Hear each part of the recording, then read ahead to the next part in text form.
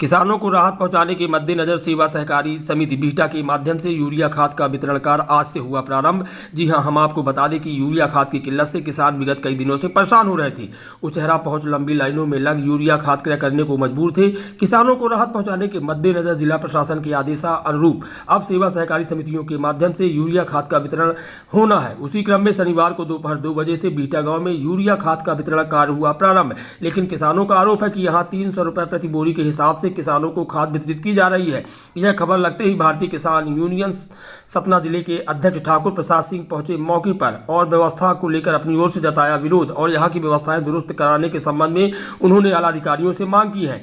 वहीं सेवा सहकारी समिति के प्रबंधक के साथ विक्रेता महेंद्र सिंह का कहना है कि यह सभी आरोप बेबुनियाद है। हम क्रमानुरूप वरिष्ठ अधिकारियों के निर्देशों का पालन करते हुए यूरिया खाद का वितरण कार्य कर रहे हैं। आइए जानते हैं इस पूरे मामले को लेकर के शनिवार को शाम तक करीबन 4 बजे के आसपास क्या कैसी बात किसानों के साथ भारतीय किसान यूनियन के जिला अध्यक्ष एवं सेवा सहकारी समिति के विक्रेता ने बात अपनी ओर से कही है।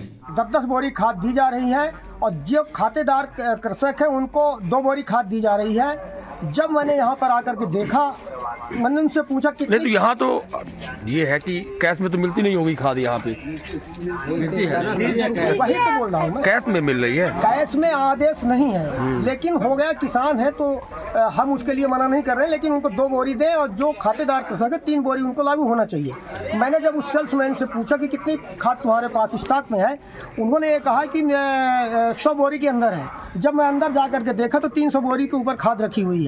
किसानों को जिस तरह से यहाँ शोषण किया जा रहा है इस सहकारी समिति में, सहकारी समिति प्रबंधक यहाँ कभी नहीं आता और यहाँ पर खाद की कालाबाजारी भी होती है और किसानों को शोषण होता है। किसानों की सारी पासबुक इस सोसाइटी के अंदर जमा है, कभी 2 बोरी कभी 3 बोरी दे करके और फिर लास्ट में 20 बोरी चढ़ाई जाती है। किसानों को ऊपर कर्ज लाद दिया जाता है और जो सिस्टम है